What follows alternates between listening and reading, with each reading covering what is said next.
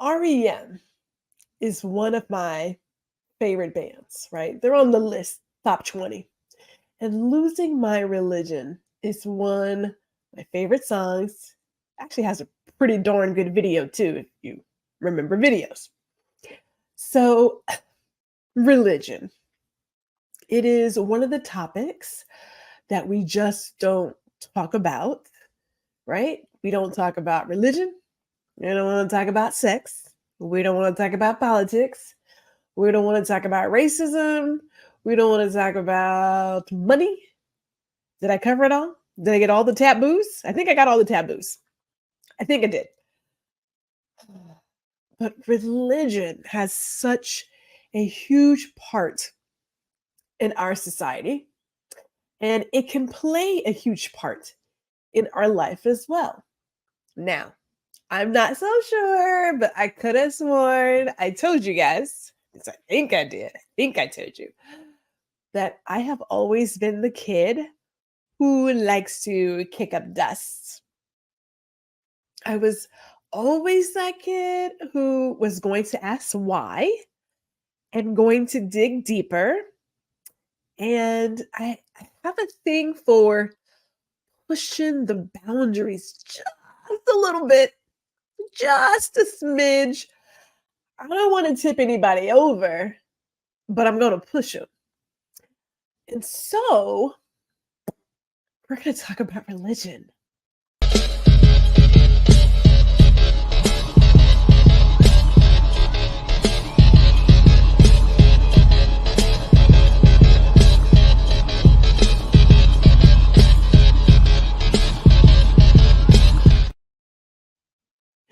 Hello and welcome to Ladies Listen Up. I am your host, Gwendolyn G.R. Houston Jack. And religion, oh my goodness, oh my goodness.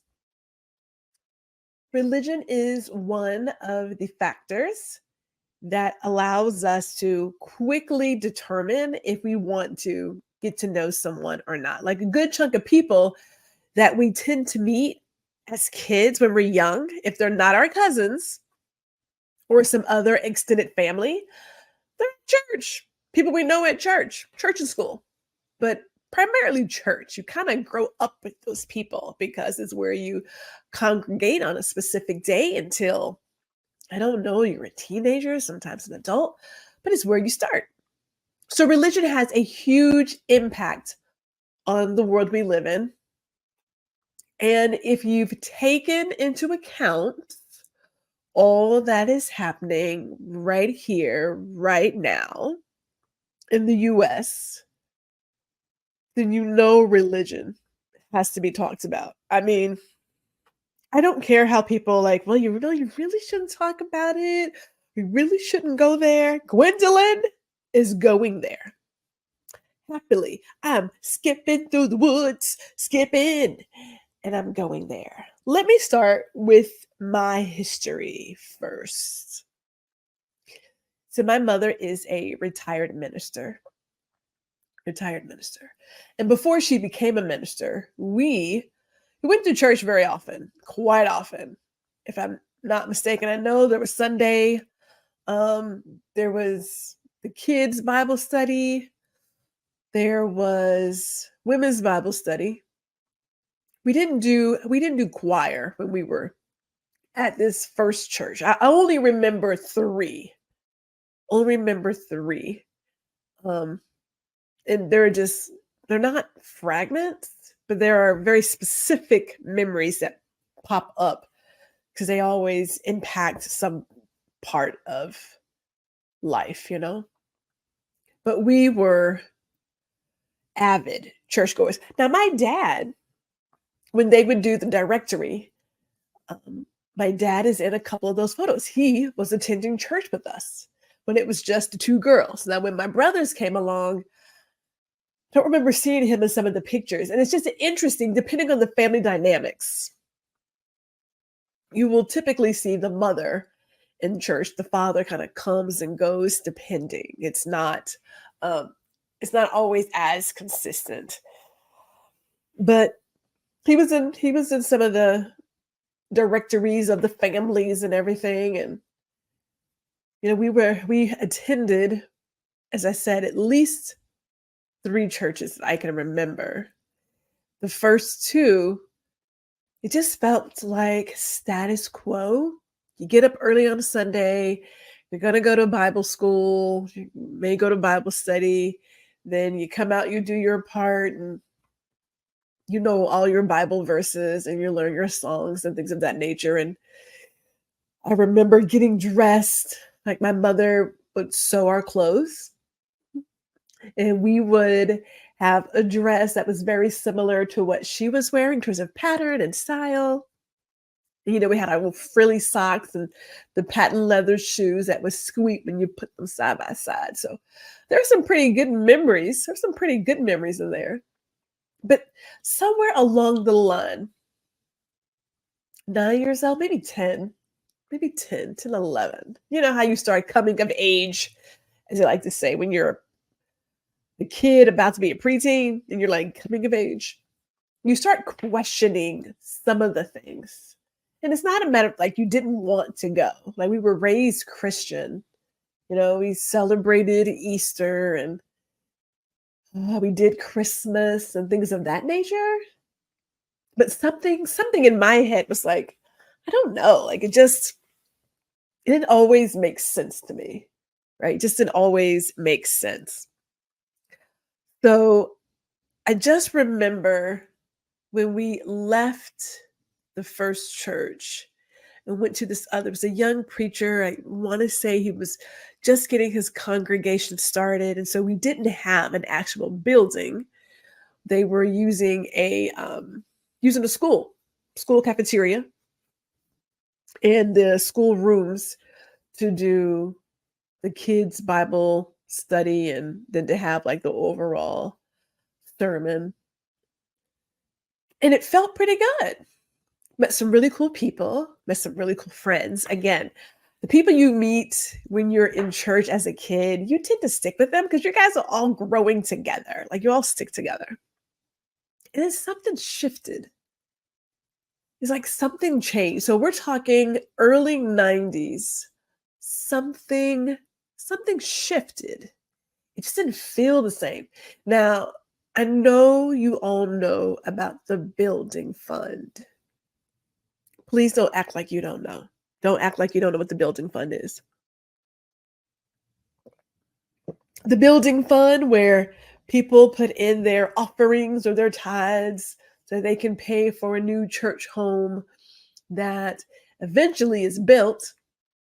Eventually. I don't know how long it takes. I don't. I've seen some new buildings go up. I don't know how long they've been saving for that church. I really don't know. I didn't bother to ask.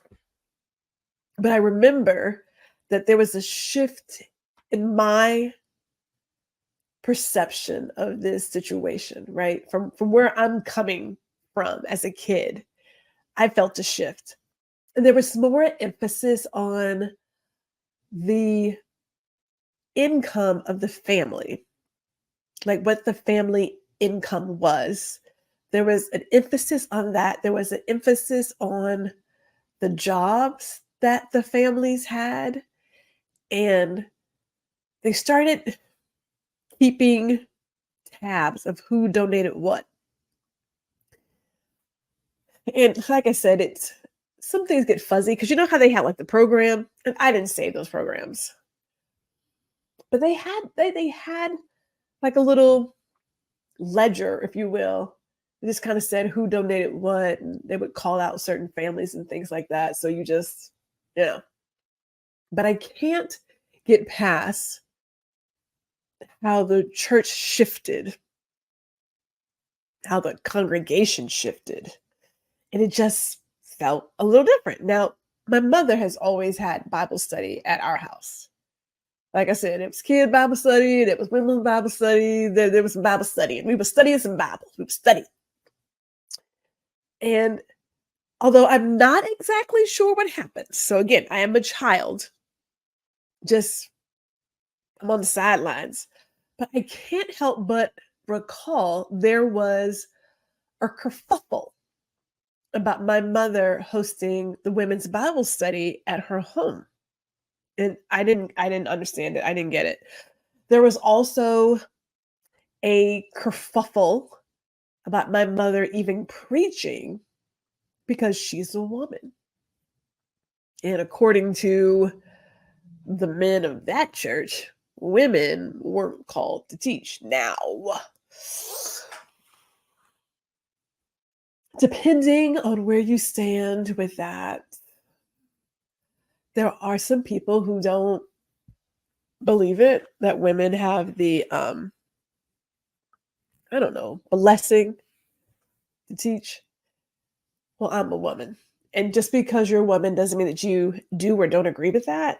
I don't agree with it. I think if the good Lord has touched you and you are given the gift to spread the word, then you go spread it. I don't really care what you look like. That's not, but that's when it started for me.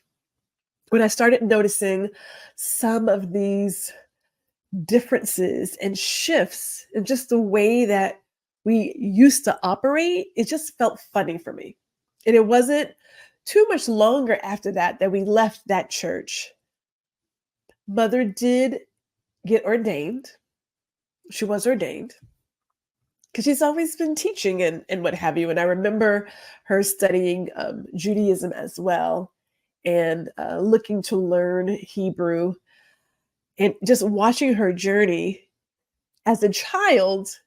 You are influenced by what your parents do. Now, we could have easily taken my dad's route and just watched football on Sunday. Could have been the case. But I got really interested in religion. So much so that when I attended college at FIT, no doubt, right? Here we are at the Fashion Institute. I took courses on religion and breaking down the history of these multiple religions that we have today. So I guess I was 14, 15. We got to a place where we were given the option to attend church or not. And there were sometimes we were just like, yeah, we're not going. It just felt different, right? It just didn't feel the same. This is also the same amount of time, again, the 90s, but all of hell broke loose in the church. And for me, it shook me. It shook me. And at this point, this is when I start to lose my religion.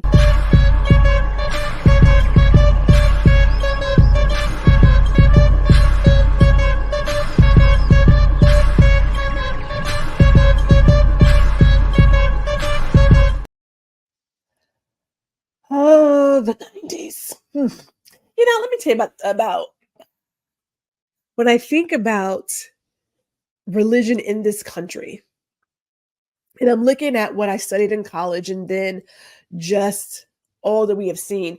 Mind you, the events that happened that caused me to stop and pause happened before I got to FIT, which of course influenced I want to dig deeper into that topic. There were so many preachers that were falling from grace. Now, I am still approaching all of this as a child, right? I'm a teenager. But when you look at things and you recall the stories you have been told in Bible school, if you will, you start asking yourself, some of this math, it ain't mathing. It's not adding up for me. So you have Jimmy Swaggart, him and his infamous "I have sinned."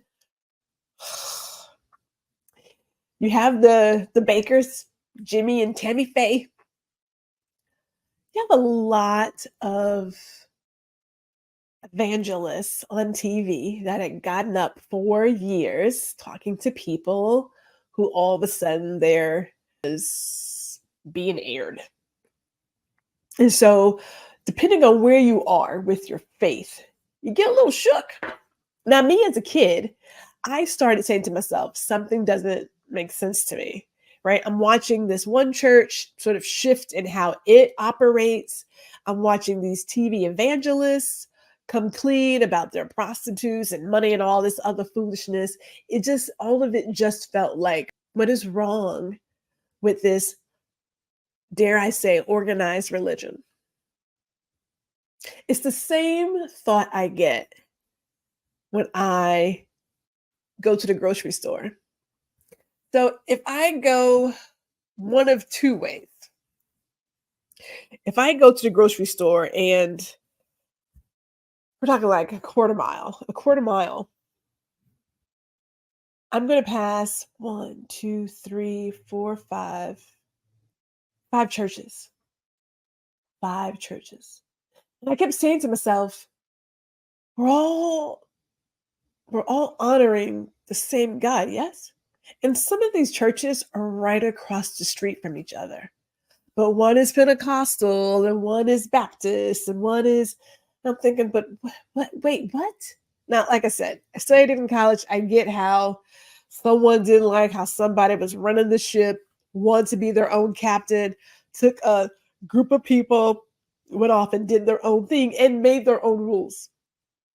And this is the point where Gwendolyn said, if man wasn't involved, maybe. Now, the one thing my mother has always said to us when it comes to religion is that you must read the Bible for yourself, right? That was always her deal. It was never a let someone tell you and just follow blindly. It was check it for yourself, check it and question it even. And when I look at how religion has touched some lives in a negative sense, which we won't cover today, it's like a drug. And depending on who is at the helm of the ship, they use that power and they use that drug to their own advantages, right? I mean, look at Jim Jones. So much so that when people finally woke up, he wouldn't even let them leave. They weren't even allowed to leave, right? So we know that religion can fill some gaps and some holes. It does give us comfort, right? If you believe in a higher power, I believe in God, whoever you serve, you got your beliefs, but it brings you comfort. And depending again on who's flying this plane, sometimes you can find yourself falling more for the person than the actual word. Those are two separate things. When I hear people brag, and I'm going to use the word brag, when they brag about their pastor, my pastor does this, my pastor does that, my pastor has this, pastor did blah blah. It gives me great pause when people say you should come to my church and you should do. I'm like, I will tell you, I know that church can be had wherever you are, right? Because it's in here. The physical building is just that. It's a building. The building can be burned down. The church is not gone. Still there. It's the people, the congregation. It's each individual person.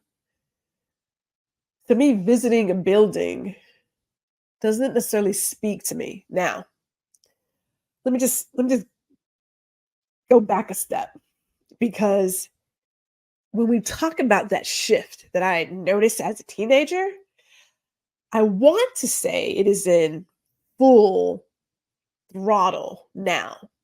When I hear about these prosperity preachers who have the audacity to say that the Lord is blessing you, you'll have riches and yada, yada, yada. If you don't have that, then you probably did something wrong. Yeah. I have to catch my tongue. That prosperity preaching where people are giving their last dollar to someone so that they can drive around in some fancy car and wear some jewelry and whatever else. And I have nothing against things. Hear me clearly.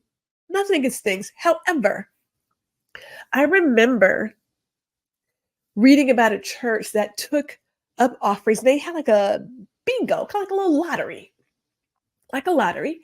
And they would pick someone's name and they would take that money to help them get out of debt. It went back into the community. I don't know where that time has gone. Now, I'm sure you're saying, well, Gwendolyn, you're not part of any church. I am not part of any church. I have strong issues with joining any organized something. Just going to put it out there. Like, it's just, that does not work for me. When I look at where the church is now, beyond the prosperity preaching, and this goes against, it goes across all of them, right? Catholics and all. When you look at the number of children that have been abused in the church, that abuse of power and how it has impacted the lives of many, many people. Now, I am not saying throw the baby out with the bathwater. I'm not saying that. But I also can't help but notice how we, as a society, like to turn a blind eye to some of this. Like just recently, there was a preacher here in Texas sexually assaulted a young lady. And the DA couldn't deal with him, that he would not have to be registered as a sexual offender. And I want to say he was given probation. So he is more than likely going to do it again to somebody else's child. It's that sort of, not even sort of, it is the clear disregard for the safety of others when there's so much power at play. And I get it. People are like, helping somebody out here and helping somebody out there. And all of a sudden, we want to ignore what's going on around us. Power is a hell of a drug. It's a hell of a drug. Now, I haven't really had any myself, but when I look at the stories and when I review the carnage, I don't know. I don't know how else to respond to that. I'm going to come back to this because this is not a topic that we're not going to revisit. It's so big. It is so big that it just can't be touched in one fell swoop. People will look at you funny depending on how you talk about religion. Now, if you have watched any of my other social media platforms, in the middle of my conversations, I'm putting out Bible scriptures. Most definitely. Putting out the Bible scripture. We're gonna share some word. Because for me, it's about the spirit. The number of people that I see on TV today who attach themselves to the title of Christianity, but the amount of hate that is spewed from their mouths, I don't understand. I don't understand. I also don't understand the rules that come from organized religion, particularly when it comes to women. Okay? No pants, no cards, no playing music, no short hair. It's just, some really, I don't even have the right word. I don't have any words to really discuss. And I know I've said it really twice because I'm just like so flabbergasted. I don't have any words to truly articulate what I'm thinking, what I'm feeling. I mean, it doesn't escape me that in some of these religions led by men, consumed with power that women become like property, clearly second class citizens, simply there to fulfill someone else's needs and bear some kids and that's about it. But somewhere in there, they're going to get their ticket to heaven by doing XYZ. I mean, when I say this is one of those big balls of yarn that are all kind of tangled, and it's going to take some time to untangle it. I am not saying that if you belong to a church that you should leave your church. I'm not saying that at all. But I do believe there is a place to ask yourself, is this mine? A lot of us grew up a particular way. We were raised as Christian, my siblings and I, raised as Christians. And some of the things that I did as a kid, I don't do anymore. Like, I don't celebrate Easter. I don't. However, if I am in town, I will do a Passover Seder with my mother. Done that. I don't celebrate Christmas and kind of give gifts all year round. I even say happy holidays. Now, I like some holiday music and I'll watch the movies, but people are like, you don't have any trees and you don't have any and you don't. No, I don't do any of that. None of it. The things that we did as kids, you have to ask yourself at a certain point, is that your religion? Are those your values? Or is this what you've always done? Is what you've always known? And so you continue doing it because that's just what you do. See, I question a lot of stuff. I am the why kid. And why am I doing that? And why are we doing this? And why am I doing that? You know how people pick out a Bible verse and will give you literally an hour sermon off of one verse? And I find myself, because every now and then I will visit because I've been invited. I'm like, fine, I will go. But when I'm sitting there and I'm listening to this person preach, give his sermon, and they're talking in circles, I get agitated.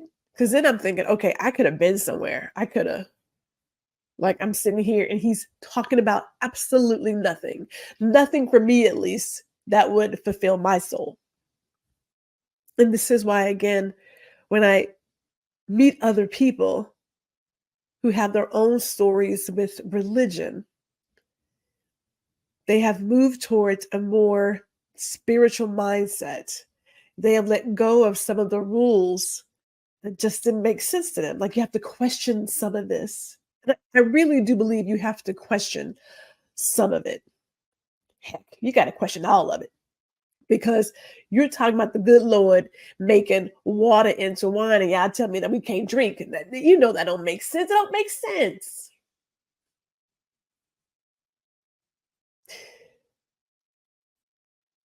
Religion's a touchy subject because it hits home and it forces us to look at ourselves and really consider what we are a part of.